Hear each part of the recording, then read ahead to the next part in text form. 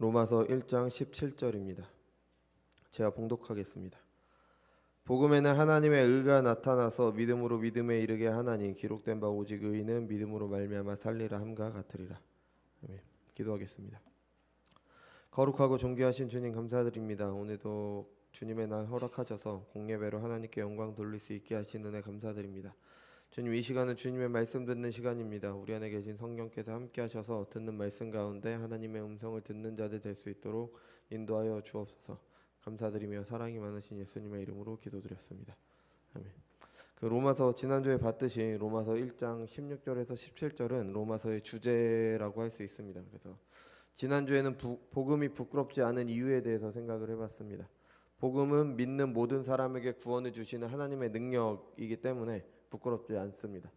복음은 관념이나 지식이나 이론이나 심리적인 것이 아닙니다. 변화를 일으키는 능력이죠.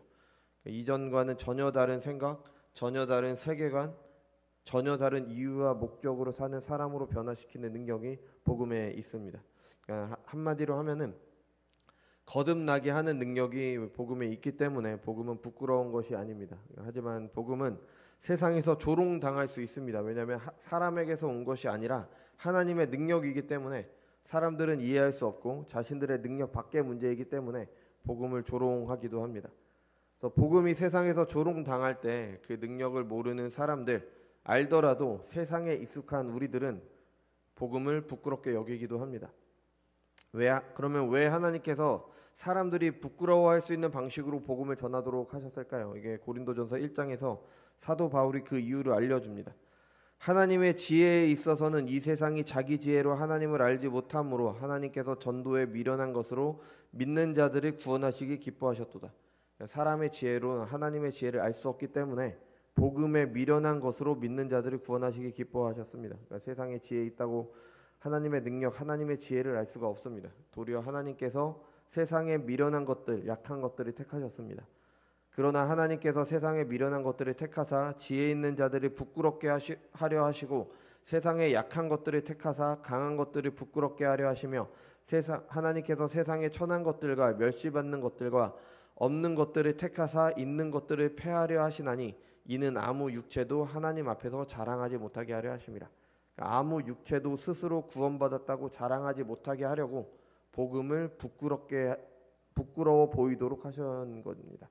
스스로 지혜롭다 자랑하는 사람들이 보기에는 복음이 미련한 이유가 바로 이런 이유죠. 아무도 자신의 지혜로 자신의 능력으로 구원을 얻었다 자랑하지 못하게 하려 하심입니다. 오늘 본문을 통해서도 이 내용이 분명히 드러나게 됩니다. 오늘은 이제 17절을 볼 건데요.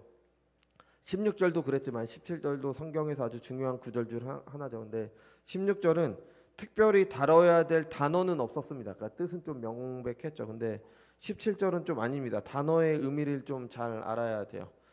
이 성경은 하나님의 계시를 사람의 말로 기록한 것입니다. 또 우리가 보는 성경은 히브리어 헬라어를 번역한 성경이죠. 또 직역한 것도 아니고 좀 몇 단계를 거쳐서 이렇게 번역되는 경우가 있습니다. 그래서 이런 사실 때문에 단어의 의미를 분명히 해야 돼요. 왜냐하면 우리가 일반적으로 사용하는 의미와 계시를 기록한 사람이나 번역한 사람의 의도가 다를 수 있기 때문에 그렇죠. 우리가 예레미야서를 읽었지만 1장에 보면은 살구나무 환상이라고 하잖아요. 살구나무 환상이 나오는데 이거 말씀드렸듯이 살구나무는 본래는 아몬드 나무예요. 근데 우리나라 말로 번역할 말이 없기 때문에 비슷한 말로 이렇게 번역을 한 거죠. 물론 뭐 살구나무니 아몬드 나무니 그게 중요한 건 아닙니다. 왜냐면은 그 히브리어 사케드가 지키다라는 의미의 히브리어 사카드가 비슷한 발음이어서 이제 그걸 통해서 이제 환상을 보여주신 것이기 때문에 크게 상관은 없지만 그래도 좀 헷갈리죠. 출애굽기에 보면은 언약궤나 제단을 조각목으로 만들라고 해요. 그래서 이거는 뭐 제 친구들도 그러니까 제 친구 중에 한 명도 실수를 했는데 조각목이 언뜻 보면 이제 조각조각 낸 나무들을 모아서 만들었다. 그래서 어떤 설교가는 그렇게 약한 걸 하나님께서 일부러 그 약해 보이는 쓸모 없어 보이는 조각목으로 이제 제단을 만들고 성막에서 중요한 기구를 만들게 하셨다. 뭐 그렇게 하시기도 하는데 이 조각목이 그 아카시아 나무 계통의 나무를 가리키는 겁니다. 그러니까 조각조각된 나무를 말하는 게 아니라 어느 한 종류의 나무를 가리키는 거예요. 근데 그 나무가 굉장히 강한 목재입니다. 그래서 성막 도구로 사용하기에 좋은 목재를 말하는 거예요. 좀 오해할 만하죠, 그죠? 또 삼위일체에서 일체도 한 몸이란 뜻이잖아요, 그죠? 예, 한 몸이란 의미인데 삼위일체를 처음 번역하신 분께서 적당한 말을 찾을 수가 없어서 일체로 번역을 하신 거예요. 그러니까 세 분이 한 몸에 계신 게 아니잖아요. 근데 우리나라 말로 번역을 하려다 보니까 적절한 말이 없어서, 그러니까 딱 떨어지는 말이 없어서 일체로 번역을 하셨습니다. 그리고 번역하시면서 이게 본래는 한 몸이라는 뜻이 아니라 동일한 본질이라는 의미다라는 것을 논문으로 이렇게 남겨두셨습니다. 그만큼 번역이 어려워요. 그러니까 용어의 의미를 분명히 해야 되죠, 그죠? 이단들이 파고드는 게 바로 이런 거죠, 그죠? 성경에 나오는 뭐 어떤 단어를 한자로 해서 뭐 그것을 파회해서 이건 무슨 뜻, 저건 무슨 뜻, 그래서 이건 뭘 나타낸다 그렇게 하는데, 여러분 성경이 처음 기록된 언어는 한자가 아니라 히브리어 헬라어입니다. 하나님께서 한자를 통해서 계시를 하실 리가 없어요. 왜냐하면 우리에게 주신 계시의 그 문자는 히브리어 헬라어이기 때문에, 그죠? 그거를 생각하고 봐야죠. 우리에게는 한자가 익숙하니까 그게 그럴듯해 보이고 또 뭐 은혜로운 설명을 하시기도 합니다. 뭐 좋습니다. 그럴 수도 있지만 그게 건전한 해석은 아니라는 겁니다. 그죠? 뭐 히브리어 헬라어가 영적인 언어라 그게 아니라 그냥 그 시대 사람들이 사용하는 언어였기 때문에 그렇게 주신 거지. 그러니까 한자 가지고 뭘 한다? 일단 걸으셔도 됩니다. 그러니까 그렇죠. 또 뭐 초기 신천지에서 뭐 성경에 나오는 천사를 그룹이라고 번역을 하잖아요, 그죠? 근데 그 그룹이 히브리어로는 케루빔입니다. 케루빔을 그룹으로 그냥 번역을 한 거예요. 근데 그 그룹을 사람들이 모임인 영어 그룹으로 해석했다가 망신당하는 영상이 이렇게 있었어요. 그리고 신천지가 말하는 모든 말씀에 짝이 있다고 주장하는 짝교리 있잖아요. 이게 이사야 36장 16절에 나오는데요. 한번 찾아볼게요. 이거는 한 번도 말씀드린 적이 없는 것 같으니까 그냥 한번 말씀드리고 넘어가겠습니다. 이사야 34장 16절입니다.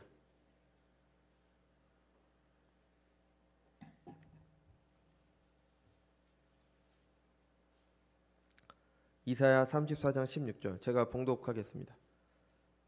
너희는 여호와의 책에서 찾아 읽어보라. 이것들 가운데 빠진 것이 하나도 없고 제짝이 없는 것이 없으리니 이는 여호와의 입이 이를 명령하셨고 그의 영이 이것들을 모으셨음이라. 아멘. 여기서 그냥 이것만 보면은 제짝이 없는 것이 없으리니 하나님의 말씀이 짝이 있겠구나라고 생각을 할 수가 있어요. 그럴듯하죠. 근데 이게 위에서부터 읽어보면요, 이 맥락이 뭐냐면 에돔에 대한 심판 맥락이에요. 그러니까 하나님께서 에돔을 심판하셔서 그곳에 사람들이 있지 않고 짐승들이 있게 할 거다. 근데 그 얼마나 황폐해지냐, 그 짐승들이 짝이 없는 것이 없을 것이다 라는 말로 설명을 하신 거예요. 위에만 읽어보면 알 수 있죠. 15절에 보면은 부엉이가 거기에 깃들이고 알을 낳아가서 그 그늘에 모이며 솔개들도 각각 제 짝과 함께 거기 모이리라. 그러니까 사람들이 없어지고 황폐해졌으니까 사람들이 없어지고 짐승들이 있을 거다. 요런 맥락에서 하나님의 말씀은 반드시 이루어질 거야. 그리고 그 짐승들이 있는 게 얼마나 확실하냐면 짝이 없는 것들이 없을 것이다 라고 말한 게 바로 이런 요 내용인데, 그냥 이거 16절만 갖다가 하나님의 말씀에 짝이 있다라고 해서 그렇게 설명하는 게 짝교리가 되는 거죠, 그죠? 그냥 말도 안 되는 소리를 하는 거니까 우리가 이 단어랑 이 의미를 명확하게 알아야지 뭐 하나님의 뜻을 정확하게 알 수가 있습니다. 또 뭐 한번 말씀드렸듯이 뭐 요한계시록 20장에 나오는 신부를 하나님의 교회에서는 어머니 하나님으로 그렇게 번역을 하죠. 근데 그게 아니었잖아요, 그죠? 우리가 봤듯이 신부는 교회를 말하는 거죠. 또 세상 사람들은 사랑의 하나님이라고 얘기를 해요. 하나님 당연히 사랑의 하나님이시죠. 그러면서 사람들이 하는 말이 뭐냐? 아니 사랑의 하나님이시면은 왜 사랑하는데 다른 종교들을 그렇게 배척하느냐? 왜 니네만 구원이 있다고 얘기를 하느냐? 아니 사랑의 하나님이신데 모든 사람들이 사랑해야 되는 거 아니냐? 왜 사랑의 하나님이신데 어떻게 동성애자들을 그렇게 미워할 수가 있느냐? 사랑의 하나님이신데 그거 말 안 되는 거 아니냐? 그럴듯하잖아요, 그죠? 근데 이게 사랑의 하나님이라는 의미를 제대로 모르기 때문에 이런 말이 가능한 겁니다. 사랑의 하나님이시기 때문에 오직 예수님을 통해서 우리를 구원하신 거죠. 사랑의 하나님이시기 때문에 예수님 외에는 다른 길이 없다라고 얘기를 하는 겁니다. 사랑의 하나님이시기 때문에 우리는 그 동성애에 빠져 있는 분들이 사랑하기 때문에 그게 잘못됐다라고 알려주는 겁니다. 죄 중에 뭐 비참한 가운데 가는 사람들에게 그냥 당신 그냥 그렇게 사세요라고 그렇게 하는 게 사랑이 아니잖아요. 그죠? 그 죄를 범한 사람들이 안타깝고 불쌍하게 생각하는 게 우리의 사랑이 되는 거죠. 그들을 사랑하는 마음으로 죄에서 벗어나기를 권면하는 겁니다. 그러니까 성경의 용어를 정확하게 알지 못하면은 이런 것들에 휘둘리게 되는 겁니다. 용어의 의미를 정확하게 알아야지 성경을 바로 보게 돼요. 이 17절에 대해서도 아주 유명한 오해가 있었어요. 우리가 잘 아는 그 마틴 루터 있잖아요. 루터가 이 17절을 오해했습니다. 17절에 나오는 하나님의 의라는 단어를 이 오해를 했습니다. 회심 전에 이 루터는 이 하나님의 의를 죄인들에 대한 하나님의 심판이라고 그렇게 생각을 했습니다. 왜 그렇게 생각하게 되냐면 개인적인 경험이 있었고, 그리고 중세 카톨릭의 잘못된 가르침이 있었죠. 그래서 젊은 시절에 루터는 아버지의 그 강권에 따라서 법을 전공을 했어요. 왜냐하면 그 시대에도 법을 전공하는 게 이제 좀 잘 먹고 잘 살기에 좋았거든요. 그래서 법을 전공했습니다. 근데 어느 날 이제 친구랑 같이 길을 가는데 비가 엄청나게 오는 겁니다. 비가 엄청나게 오니까 이제 그 비가 너무 많이 와서, 우리나라도 이제 가끔 비 엄청나게 올 때 있잖아요. 요새 보면은 무섭잖아요. 그죠? 너무 무서워서 이제 피했습니다. 근데 잠깐 동안 온 것도 아니라 엄청나게 왔어요. 또 그냥 온 게 아니라 천둥과 벼락이 함께 내리쳤습니다. 그래서 이제 비를 피하려고 숨었는데 다시 또 이제 뭐 피하다 가다 그렇게 됐겠죠. 근데 친구랑 같이 가는데 벼락이 쳐서 옆에 있던 친구가 갑자기 벼락 맞아서 죽었습니다. 생각을 해보세요. 같이 이렇게 길을 가는데 좀 전까지도 대화를 했겠죠. 근데 갑자기 옆에 있던 친구가 벼락을 맞아 죽었습니다. 벼락을 맞았으니까 아마 뭐 새카맣게 탔겠죠. 그죠? 탔고 뭐 아마 뭐 연기도 이렇게 폴폴 나고 하는 그런 모습이었을 거예요. 얼마나 큰 충격이었을까요? 좀 전까지 같이 있던, 아니 우리나라 말로도 말 그대로 벼락 맞으면은 천벌 받았다 그러잖아요. 그죠? 루터는 생각을 한 겁니다. 그거 보고 이거 하나님께서 심판하신 거구나. 하나님의 심판이 이렇게 무섭구나. 너무 두려웠던 겁니다. 그래서 루터는 전공을 바꿉니다. 법을 전공했었는데 하나님이 너무 두려운 거예요. 그래서 수도원에 들어가서 신부가 됐습니다. 루터가 하나님을 잘 믿어서 신부가 된 게 아닙니다.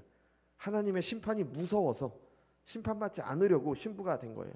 가서 이제 뭐 중세 가톨릭에서도 이제 수도원에서도 하나님의 은은 하나님의 진노라고 가르치고, 그 진노를 피하기 위해서 뭐 여러 가지 고행들 있잖아요. 무슨 계단을 무릎으로 오르고 뭐 하고 뭐 이런 여러 가지 고행들을 했습니다. 그래서 그때 그 루터는, 한 목사님의 말을 빌리자면, 루터는 이 본문을 볼 때마다 너무 끔찍해서 이 본문을 파버리고 싶을 정도로 공포스럽고 괴로운 본문이었다. 왜냐하면 하나님의 의가 그만큼 무서운 거니까, 그만큼 두려웠던 거죠. 이런 오해는 그의 삶에 영향을 줬죠. 하나님의 심판을 두려워하며 그 진노에서 스스로 벗어나기 위해서 중세 카톨릭에서 정한 이상한 고행들 있잖아요. 그런 것들이 다 행했습니다. 근데 평안이 있을까요? 평안이 없었습니다. 아무리 행해도 평안이 없는 거예요. 하나님 나라를 누리는 삶이 아니라 그냥 두렵고 괴로움이 가득한 삶이었던 겁니다. 하나님의 은은 당연히 죄인들을 심판하는 그 하나님의 진노도 포함이 되죠. 근데 그게 다가 아니고요. 그게 핵심도 아닙니다.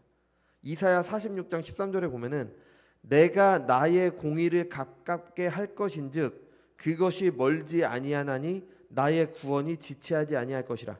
내가 나의 영광이 이스라엘을 위하여 구원을 시온에 베풀리라. 여기서 공의라고 번역된 단어가 체득한데 이게 하나님의 의를 말하는 거죠. 하나님의 의로움은 하나님의 구원입니다. 하나님의 공의가 가까워진다는 게 하나님의 나의 구원을 지체하지 아니한다는 거랑 같은 말이잖아요. 하나님의 의는요, 하나님의 구원입니다. 56장 1절입니다. 여호와께서 이와 같이 말씀하시기를 너희는 정의를 지키며 의를 행하라. 이는 나의 구원이 가까이 왔고 나의 공의가 나타날 것임이라 하셨도다. 마지막에 공의로 번역된 단어도 체데카, 의로움입니다. 하나님의 구원이 가까이 왔는데 그 구원에 하나님의 의가 나타나는 겁니다. 그러니까 하나님의 의는요, 하나님의 구원을 말하는 겁니다. 로마서도 이것을 말하죠. 로마서 3장 우리 잠깐 넘겨보면은 로마서 3장 21절에서 26절까지 제가 빠르게 한번 읽어볼게요. 이제는 율법 외에 하나님의 한 의가 나타났으니 율법과 선지자들에게 증거를 받은 것이라. 곧 예수 그리스도를 믿음으로 말미암아 모든 믿는 자에게 미치는 하나님의 의인이 차별이 없느니라. 모든 사람이 죄를 범하였음에 하나님의 영광에 이르지 못하더니 예수 그리스도 안에 있는 속량으로 말미암아 하나님의 은혜로 값없이 의롭다 하심을 얻은 자가 되었느니라.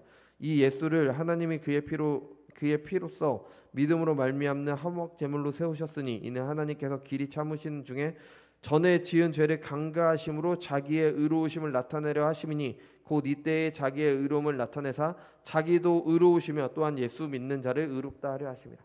이게 하나님의 의인 겁니다. 하나님의 구원이 바로 하나님의 의예요. 이거는 뭐 나중에 이제 자세히 살피겠지만 하나님의 의, 하나님의 구원은 한마디로 하면은 결국 예수 그리스도인 겁니다. 예수 그리스도. 예수 그리스도를 통해 신자들을 구원하시는 그 구원 행위가 하나님의 의입니다.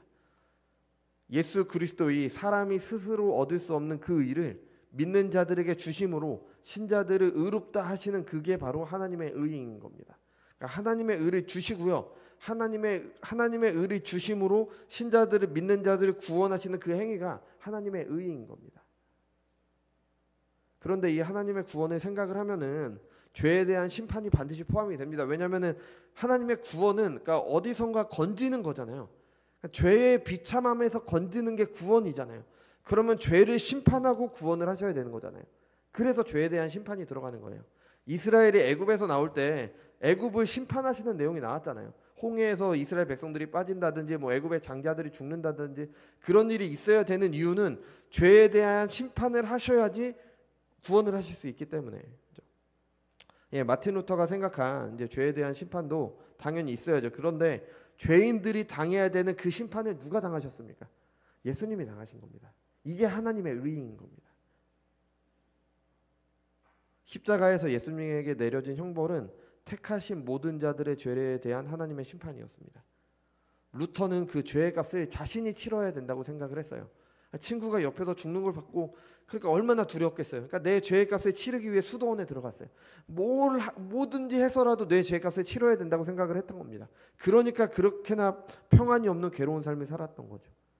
하지만 우리를 구원하신 하나님의 이 우리에게 주어지는 하나님의 의는 우리가 스스로 얻을 수 있는 게 아니라 오직 은혜로 주어지는 거죠. 예수님께서 우리의 죄를 대신하셨기 때문에 내 안에서 내가 뭘 해서 얻는 것이 아닙니다. 하나님께서 이루신 은혜로 우리에게 주어지는 거죠. 말 그대로 은혜인 겁니다. 루터가 이것을 깨달았을 때 그의 심정이 어땠을까요? 얼마나 기뻤을까요? 평생 그를 누르던 짐이 사라진 거예요. 하나님을 두려워하며 어떻게 하면 그의 진노를 피할까 전전긍긍했죠. 그런데 그러다가 번개 맞아 죽는 친구를 보면서 생생한 두려움을 느꼈잖아요. 하나님의 진노가 평생 그에게 짐이었던 겁니다. 그런데 그것을 하나님께서 대신하심으로 피할 길이 있었던 겁니다. 내 능력으로 절대 할 수 없었던 그 일을 예수님께서 대신하심으로 평안을 누리게 됐습니다. 얼마나 기뻤을까요? 좀 더 우리에게 와닿게 설명을 해볼까요? 만약에 여러분이 태어나면서부터 1000억의 빚을 가지고 태어난다고 생각을 해보세요. 어느 정도 액수 100만 원, 200만 원이면 열심히 일해서 갚을 수 있잖아요. 근데 내가 제 개인적인 생각으로는 1000억은 제가 감당하지 못합니다. 그래서 도저히 감당할 수 없는 그런 빚을 내가 태어나면서부터 가지고 태어났어요. 그럼 내가 살아가면서 번 돈은 다 그 돈 갚는 데 들어가는 거예요. 평생 그렇게 살다 죽는 겁니다. 이 삶이 정상적인 삶이 아니잖아요. 그죠? 평생 그 빚에 눌려 삽니다. 제대로 살지 못해요. 근데 어느 날 그 빚이 사라진 거예요. 갑자기 다 사라졌어요. 그 빚을 다른 사람이 대신 갚아주었고 그뿐 아니라 빚만 갚던 삶에서 제대로 된 삶을 살도록 이렇게 도와줍니다. 얼마나 기쁠까요? 루터가 자신의 죄와 하나님의 진노 앞에 느꼈던 그 절망이 크면 클수록 그가 느낀 기쁨도 컸을 것입니다. 사도 바울도 루터와 같은 기쁨을 맛보았기 때문에 이 로마서나 바울의 서신을 보면은 하나님께 대한 그러니까 서신을 쓰다가 갑자기 하나님께 찬양을 합니다. 하나님께서 이러한 은혜를 베푸셨고 우리에게 이렇게 하셨다. 하나님께 영광을 돌려요. 너무 기쁘니까. 자기가 편지를 쓰다가 감격해서 하나님께 영광을 돌리는 겁니다. 여러분 우리에게 이런 감격이 있냐고요? 복음에 나타나 하나님의 의를 제대로 아는 사람, 그 은혜를 아는 사람들의 반응이 이것입니다. 사람마다 표현 방식은 달라요. 하나님께서 주신 성격이 다 다르니까 다양하게 표현이 되겠죠. 근데 같은 기쁨, 같은 감격이 모든 사람에게 있어야 된다는 겁니다. 그 은혜가 얼마나 큰지 너무 감사해서 어쩔 줄 모르는 감격입니다. 이 은혜 앞에 바울은요, 고난과 핍박 중에도 평생 복음을 전하며 그것을 자랑했습니다. 스스로 빚진 자의 삶을 살았고요, 그 삶을 기뻐했습니다. 루터는 당시 가장 큰 권력이라고 할 수 있는 부패한 중세 카톨릭에 대항을 했잖아요. 우리가 알다시피 복음이 나타내는 하나님의 의를 왜곡하고 그것으로 돈벌이에 몰두하는 교회의 모습을 그렇게 저항을 했어요. 그 결과 종교 재판에 회부가 됐어요. 그래서 목숨이 왔다 갔다 하는 자리, 그런 자리죠. 그런데 그 자리에서 하나님의 말씀에 단 하나의 의심 없이 그의 복음을 위해서라면 기꺼이 고난도 당하겠다는 마음으로 자신이 전한 모든 것을 시인했습니다. 그리고 마지막으로 한 말이 이거예요. 여기 제가 섰습니다. 저는 달리 할 수 없습니다. 하나님이여 저를 도와주소서. 아멘. 종교회에서 이게 루터의 마지막 발언인 겁니다. 뭐 루터의 신념이 강해서 그가 고든 사람이라서 의지가 강한 사람이라 아닙니다.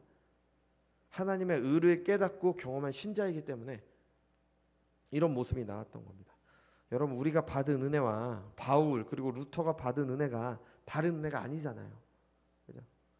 그 은혜를 바로 보게 된다면 우리도 같은 감격으로 같은 삶을 살게 되는 겁니다. 여러분, 우리에게 가장 큰 문제, 가장 시급하고 해결해야 되는 문제는 대부분 다 먹고 사는 문제잖아요. 먹고 사는 거 중요한 문제죠. 근데 더 중요한 문제가 있다는 겁니다. 루터가 고민했던 문제입니다. 우리의 죄에 대한 문제입니다. 우리가 예수님을 믿는다는 것이 뭐 죽고 난 이후에 좋은 곳에 가는 문제가 아니잖아요. 당장 이 세상에서 무엇을 위해 어떻게 사는 것이 옳은가에 대한 문제입니다. 무엇을 먹고 무엇을 마시며 살까보다 더 중요한 문제가 우리가 어떻게 살아가야 되냐, 하나님의 백성으로 무엇을 해야 되냐잖아요. 하나님을 모르고 하나님께 순종하지 않으며 사는 삶, 괜찮은 삶이 아닌 겁니다. 이게 다음 주에 자세히 나오겠지만 하나님께 순종하지 않는 삶이 우리 세상에서 살아갈 때 큰 죄를 범하진 않잖아요. 그런다고 해서 하나님께 순종하지 않는 삶이 괜찮은 삶이 아닌 겁니다. 그 자체로 이미 큰 빚이 살아가고 사는 겁니다. 날 때부터 우리는 그게 너무 당연하니까 당연한 것 같은데 그렇지 않다는 겁니다. 그 죄의 값을 하나님을 모른 채 세상에 함몰되어 사는 비참한 삶으로 치르고 있는 겁니다. 여러분, 우리가 하나님께 순종하지 않는 삶이 괜찮은 삶이 아니라 그냥 그렇게 살아도 되는 삶이 아니라 죄 중에 살아가는 비참한 삶이라는 겁니다. 요한계시록 3장에서 라오디게아 교회가 받은 책망이 있습니다. 내가 말하기를 나는 부자라 부요하여 부족한 것이 없다 하나 내 공고한 것과 가련한 것과 가난한 것과 눈먼 것과 벌거벗은 것을 알지 못하는도다. 우리가 이런 처지라는 겁니다. 이런 처지. 괜찮다고 생각하죠? 아니에요. 이런 나의 처지를 안다면 복음보다 더 기쁜 소식이 어디 있겠습니까? 나를 구원하시는 하나님의 의, 그 하나님의 의를 나에게 덧입혀 주신다는 그 복음보다 더 기쁜 소식이 어디 있겠어요? 여러분, 죄의 비참함을 직시하십시오. 내가 살아가는 삶이 비참하다는 걸 직시하세요. 뭐 돈이 없어서 비참한 게 아니고요. 자식이 없어서 비참한 게 아니에요. 죄 중에 살아간다는 게 비참한 겁니다. 하나님께 순종하지 못하고 있다는 게 비참한 거예요. 뭐 돈 많이 버는 것, 사업에 성공하는 것, 좋은 대학에 가서 평안한 삶을 사는 것, 이런 게 복음이 아닙니다. 이 힘든 세상에서 내 한 몸 잘 추스려서 평안하게 사는 것, 이게 복음이 아닌 거예요. 좀 힘들게 살면 어때요? 하나님께 영광 돌리면 살면 하나님께 영광 돌리는 삶 살면 되는 거지. 죄의 비참함에서 벗어나 하나님의 자녀가 된 게 복음인 겁니다. 내가 하나님께 순종하는 삶을 살아간다는 게 그게 바로 복음이에요. 평안만을 구하던 내가 하나님의 영광을 위해 기꺼이 자원하는 마음으로 스스로 복음의 빚진 자로 살아간다는 거, 이게 바로 복음인 겁니다. 이 복음을 통해 나타난 하나님의 의이며 우리에게 하나님의 의를 덧입혀 주심으로 누리게 되는 삶인 겁니다. 이런 삶을 우리가 어떻게 받을 수 있을까요? 당연히 믿음으로 받게 되겠죠. 그죠? 17절에 말하는 믿음으로 믿음에 이르게 하나님에 대한 다양한 해석들이 있어요. 뭐 구약의 믿음에서 신약의 믿음으로 의롭다함을 받고 나서 받는 것도 믿음이고 그 이후에 성화도 믿음이다. 초신자의 믿음에서 믿음이 자란 신자로, 앞에 믿음에서 앞에 믿음은 하나님의 신실함, 뒤에 믿음은 그 하나님의 신실함을 믿는 믿음이라고 그래서 하나님의 신실함에서 신자들의 믿음으로 여러 가지 해석이 있지만 이 로마서를 우리가 앞으로 이제 보다 보면은 아시게 되겠지만, 이게 간단하게 말하면은 그냥 시작도 과정도 끝도 다 믿음이다. 믿음 외에 다른 것은 없다. 그렇게 보는 게 가장 무리 없는 해석입니다. 신자들은 오직 믿음으로 의롭다함을 받게 됩니다. 믿음 때문에가 아니에요. 믿음이 하나님께서 우리를 의롭다라고 여겨주시는 조건이 되지 않습니다. 그러면은 믿음이 공로가 되죠. 루터가 고행을 해서 구원을 받으려고 했던 것처럼 내가 어떻게 해서든 믿어서 구원받으려고 하게 되는 거죠. 믿음 때문에 구원받는 게 아닙니다. 믿음을 통로로 구원받게 되는 거예요. 여러분, 우리는 왜 구원받았습니까? 내가 믿었기 때문에가 아니에요. 하나님께서 우리를 택하시고 나에게 믿음을 주셔서 그리스도의 의를 믿음을 통로로 우리에게 주셨기 때문에 내가 구원을 받은 겁니다. 그러니까 믿음이 절대 공로가 되지 않는 겁니다. 믿음도 하나님의 선물인 거죠. 이것에 이어서 바울은 말합니다. 오직 의인은 믿음으로 말미암아 살리라. 이거는 아주 유명한 구절이죠. 이 구절은 하박국 선지자의 글을 인용한 거죠. 그래서 이 의미를 정확히 알려면 하박국 문맥을 좀 알아야 돼요. 하박국 선지자는 북이스라엘이 멸망하고 이제 남유다가 멸망해 가던 시기에 활동했던 선지자입니다. 그러니까 예레미야와 좀 비슷한 시기죠. 하박국서에서 이제 하박국 선지자는 하나님께 두 가지 질문을 해요. 당시 유다는 말할 수 없이 타락했습니다. 도저히 하나님의 백성이라는 말이 나오지 않을 지경이 됐어요.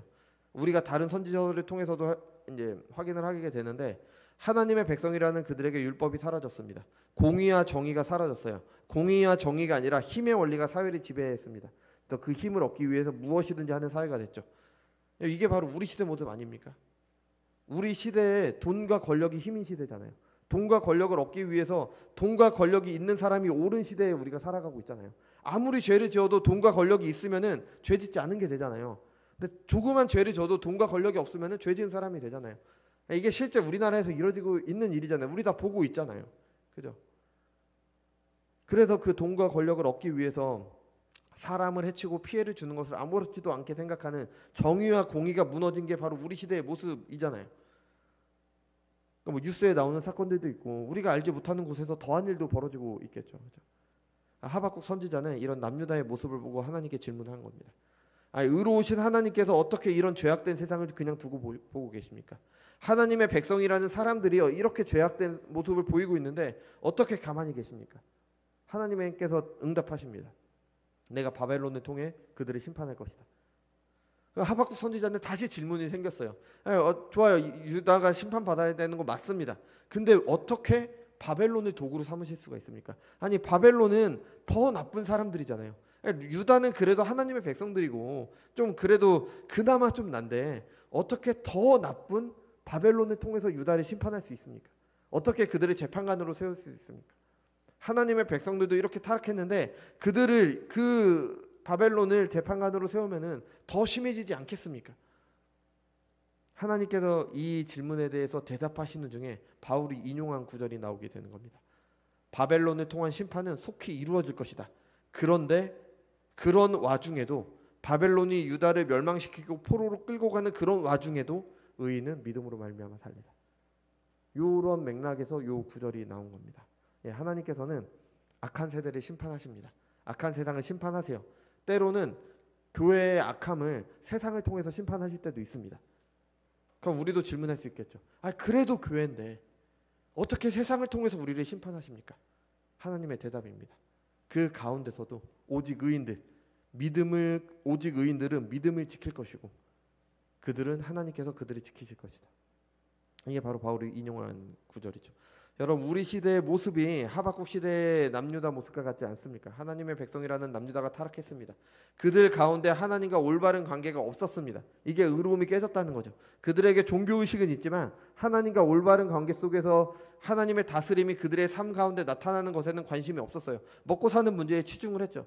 언제 안식일이 지나서 내가 돈벌이를 갈까 이런 생각만 했던 사람들입니다. 안식의 의식을 행하면서도요. 정의와 공의가 땅에 떨어졌습니다. 우리나라를 보기 전에 세계를 봐도 그렇죠. 종교개혁의 불씨를 당겼던 루터의 나라가 독일이잖아요. 독일 기독교 엄청 어마어마했습니다. 제가 보는 이 성경도 독일 성서공회에서 번역한 성성이에요. 굉장히 좋습니다.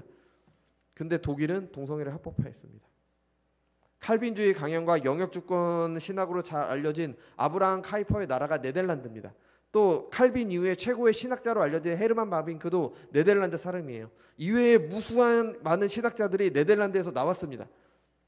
그리고 아주 훌륭한 신학들이 있죠. 그런데 그 나라는 이제 마약과 매춘으로 잘 알려진 나라가 됐습니다. 제가 몇 해 전에 유럽 사람들에게 나는 이제 네덜란드의 자유신학교라는 데가 유명하다, 그래서 나는 거기 가서 공부하고 싶다라고 얘기를 하니까 이해를 못하는 거예요.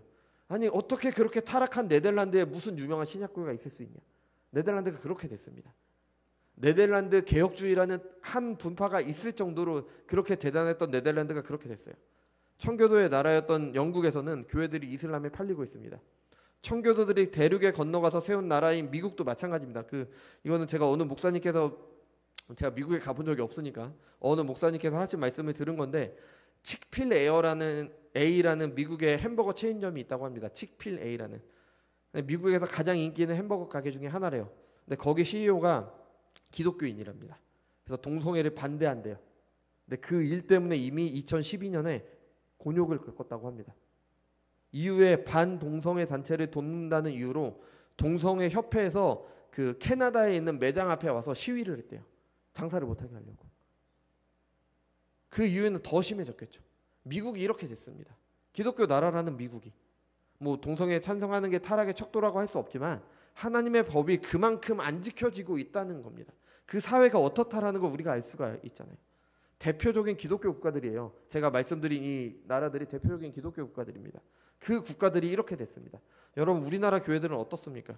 우리나라에서 가장 큰 교단 중에 한 곳의 총회장이 성적인 문제 때문에 소란스럽습니다. 이미 이런 문제들은 모든 교단에서 너무 많이 있어 왔잖아요. 교회 한쪽에서는 또 동성애를 찬성하는 사람들이 있어요. 뭐 저는 도저히 이해할 수 없는 논리와 신학으로 동성애를 찬성하는 사람들이 있습니다. 성공주의와 세속주의는 교회 안에 들어와서 하나님의 의보다는 세상 소원을 이루기 위한 종교로 바뀌었습니다. 뭐 지나친 비유일 수도 있지만 바벨론을 통해 남유다를 심판하신 것처럼 세상 사람들을 통해서 교회를 심판하고 계신 것 같습니다. 아니 교회가 세상을 교회가 판단해야 되는데 세상이 교회를 판단합니다. 뭐 하나님을 믿기 때문에 핍박받는 게 아니에요. 그냥 법을 어겼기 때문에, 타락했기 때문에. 뭐 어느 여자 목사님이 자녀와 함께 무슨 식당에 가서 갑질하다가 뭐 욕먹는 경우도 많이 있었잖아요. 그냥 타락했기 때문에, 범죄하니까. 교회들이 하나님의 영광을 나타내기보다는 세상을 추구합니다. 삶의 이유와 목적이 하나님의 영광이 아니라 하나님 나라가 아니라 세상, 이 땅에서의 나라를 삶을 위해서 살아가는 거죠. 그러니까 세상에서 사람들을 나누는 기준이 교회 안에도 그대로 있습니다. 외모, 재력, 학력, 교회 안에서도 그대로 계급을 나누잖아요. 교회의 잘못된 가르침들이 얼마나 많은지 하나님의 계시에 있는 말씀을 있는 그대로 전하잖아요. 많은 교회들에서 대번에 나 그런 거 들어본 적 없는데 왜 너만 다른 소리 하느냐. 이거 제가 실제로 들었던 얘기고요. 제 친구들이 맨날 듣는 얘기입니다. 왜 너만 다른 얘기해? 이거 성경에 있는 그대로를 말해도. 구별된 하나님의 백성의 삶이 아니라 세상 삶에 익숙해졌습니다. 그래서 하나님의 백성으로 살고자 하면은 왜 너만 유난 떠느냐? 왜 너만 예수 믿냐? 적당히 믿는 게 지성인의 모습 아니야? 여러분, 세상이 이렇게 변해가고 있는데 고리타분하게 언제까지 옛날 것 붙잡고 있을 거냐? 여러분, 우리가 이런 시대에 어떻게 신자로 살아갈 수 있습니까? 당연히 하나님께 말할 수밖에 없어요. 하나님, 왜 이런 세상을 그냥 두십니까? 왜 더 악한 세상의 교회를 판단하도록 두십니까? 하나님의 대답입니다. 오직 의인은 믿음으로 말미암아 살리라. 하나님의 백성들이 타락한 세상입니다. 그들보다 더 악한 사람들이 세상을 다스리며 교회를 핍박합니다. 자신들의 생각을 따르지 않으면 이상한 사람으로 만듭니다. 이런 세상에서 어떻게 신자들이 살 수 있습니까? 믿음으로 말미암아 사는 겁니다. 하나님께서 믿음으로 사는 그들을 보호하십니다. 남유다가 망해서 바벨론의 포로로 끌려가게 되죠. 그래서 그곳에서 하나님을 향한 믿음을 지키는 사람들을 하나님께서 지키셨습니다. 포로로 끌려가서 망하지 않았습니다. 포로로 끌려가서 그곳에서 믿음을 지키는 사람들은 돌아왔습니다. 대표적 인물들이 다니엘과 세 친구잖아요. 우리가 봤듯이. 여러분, 우리도 마찬가지입니다. 하나님의 뜻대로 사는 사람들, 믿음으로 사는 사람들 하나님이 보호하고 지키십니다. 우리 믿음으로 의롭다 하심 받았습니다. 믿음으로 구원받습니다. 그 구원받은 사람들, 믿음으로 의롭게 된 사람들, 하나님과 올바른 관계에 있어서 이 세상 가운데 믿음을 지키며 하나님 나라를 이루며 가는 사람들, 하나님께서 보호하십니다. 오직 의인은 믿음으로 말미암아 살게 되는 겁니다. 여러분, 지난주와 이번 주에 살핀 내용이 바울이 로마서를 통해서 전하고자 하는 복음이에요. 그래서 앞으로 우리가 계속해서 이 내용을 다룰 거예요. 계속 같이 볼 것입니다.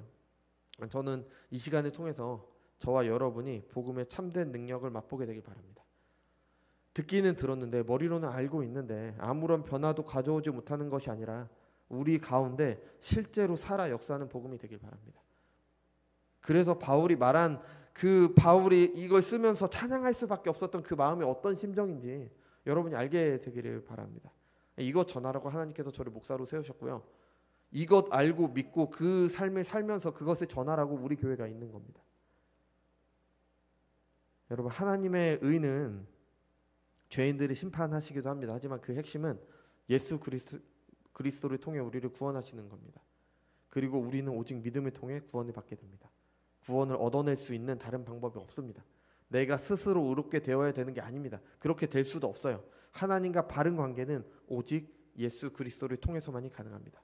그를 믿는 믿음으로 하나님과 올바른 관계에 들어가는 신자들, 의인들은 구원받게 됩니다. 죄의 비참함에서 벗어나 참된 생명을 누리는 삶을 살게 됩니다. 타락한 교회들과 그런 교회들을 핍박하는 세상을 보면 이 모든 말이 헛된 것으로 보일 수 있습니다. 무슨 하나님이고 무슨 구원이고 무슨 믿음이냐. 하지만 이런 상황 속에서도 의인은 믿음으로 말미암아 살게 됩니다. 의인들이 믿음으로 산다는 것은 참된 생명을 산다는 것, 그러니까 살아도 죽은 것과 같은 죄인들이 삶이 아니라 참된 생명으로 산다. 하나님께서 창조하신 대로 하나님 나라를 사는 삶, 하나님의 다스림에 순종하는 삶을 사는 것을 말하고요. 또 한 가지는 의인들은 또한 믿음으로 주님께서 다시 오시는 날까지 하나님의 보호하신 가운데 살게 됩니다. 구원을 주시는 것도 하나님의 은혜입니다. 구원의 삶을 사는 것, 우리가 거룩한 삶을 사는 것도 하나님의 은혜입니다. 죄인들을 구원하시는 하나님의 능력인 복음에 나타나는 하나님의 은은 모두 다 은혜입니다. 어느 것 하나 사람의 공로가 없습니다. 그래서 자랑할 것이 없는 겁니다. 교회에 다니는 사람이 은혜가 아닌 자기 의를 주장하면 그게 바로 바리새인인 겁니다. 하나님의 은혜 없이도 내가 의로울 수 있다라고 생각하면 교만해져요. 나는 이렇게 했으니까 나는 뭘 하고, 나는 예배 빠지지도 않고, 나는 매일 모도하고 무슨 봉사도 하고 이것저것 나는 다 하니까 나는 의로운 것처럼 생각하면 그게 바리새인인 겁니다.